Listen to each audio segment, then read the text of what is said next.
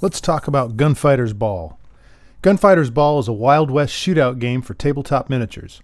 It falls under the hobby of miniature wargaming. That's different than role-playing games or ordinary board games.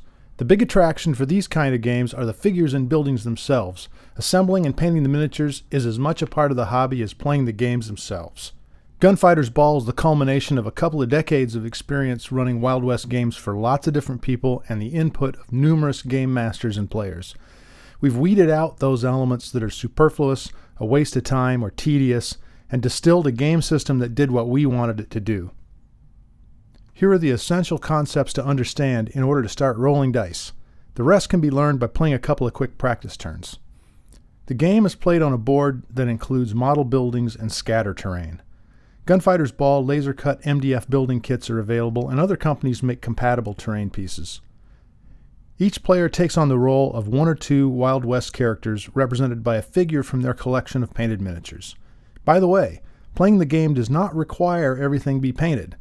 If you're satisfied playing the game with unpainted miniatures and buildings, or even want to spray paint them in plastic cowboy and Indian colors, be my guest. Here's what each character starts the game with. First, you have the character cards. They're mostly used to keep track of ammunition. There's space for some character description and a note space to keep track of found objects and so forth. Each character also has a pile of 9 poker chips called wound chips, representing the character's health. You also have action cards, which are ordinary playing cards that the judge deals into a draw deck, called the action deck. The better your fighter, the more cards you have in the deck. One of the action cards is kept by the player. This is called the hole card, and will be used to keep track of lost turns due to quick draws. We'll talk more about that later. When the judge draws your card, you may perform 2 actions, 2 different ones, or the same one twice. The actions include things like moving, firing, mounting a horse, dismounting, loading, searching, using an item, and so on. The intent is to have a way to accommodate pretty much anything the player wants to do. If the player wants to do something that's outside of the regular rules, the judge can impose a skill test to try to accommodate that. A skill test is a roll made on percentile dice. The judge is free to set the level of difficulty based on his own judgment. If the player rolls at or below the skill test number, they're able to perform the action successfully. If not, they fail. Movement. If you want to use a move action as one of your 2 actions, you roll a 10-sided die and move your character that many inches. You don't have to use your whole roll, but you do have to say where you intend to go before you roll. You might end up in the middle of the street and be an easy target. If you want one or both of your actions to be shooting, it's very simple. You take percentile dice and you try to roll equal to or less than the 2-hit number listed on the fire chart for your weapon. The 2-hit number can change depending on what gun you've got and what the situation is. Those are called modifiers. You can also do fancy things like fanning, taking called shots, or using dynamite. If your shot hits its target, roll percentile dice again to see where you hit and how much damage you do. The wound chart tells you where you hit and gives you a description of the practical effects.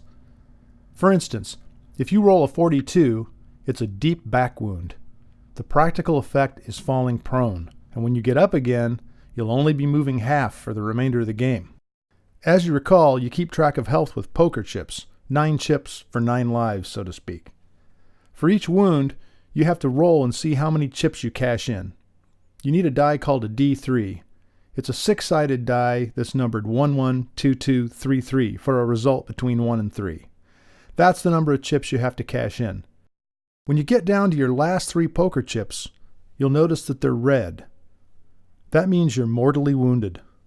When you become mortally wounded, you take a lot of negatives on the combat charts, and you are at death's door.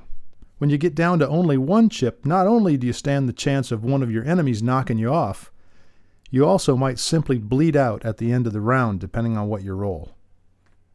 Quick drawing is something unique to these rules. Have you ever played a turn-based game where someone can walk right up and assassinate you point blank just because it's their turn and you can't move? This is the remedy to that drawback of I go, you go games. If someone tries to shoot you and they're within 9 inches, you can give up your next card to attempt to quick draw them and interrupt their shot. Once you've done that, you can't quick draw again until you've paid for it with a lost turn. To keep track of whether you've got a debt to be paid, flip over your whole card until you've skipped a turn, then flip it back over to remind you your character is once again able to take a turn. There's no guarantee that you will be able to win a quick draw contest. When you challenge someone to a quick draw, both characters roll 1d6. The winner gets to take one shot first.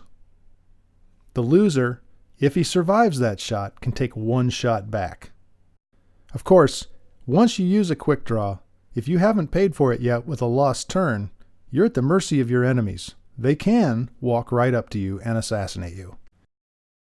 To fight hand-to-hand, each of you rolls a d10. The high roll is the winner, and the greater the difference in rolls, the greater the damage done.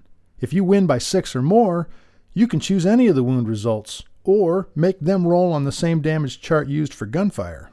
Some other things covered in these rules include fanning, called shots, spooked stampeding and enraged animals, running over opponents with horses or wagons, first aid and doctors, complex brawls involving 3 or more characters and or gunfire, quick drawing against animal attacks, pinning under fallen horses, bushwhacking, Overwatch, showdowns, setting fires, and using special abilities.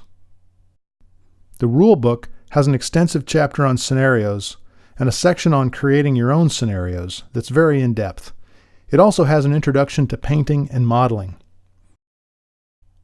We've developed a pistolier deck that makes it easy to use special abilities.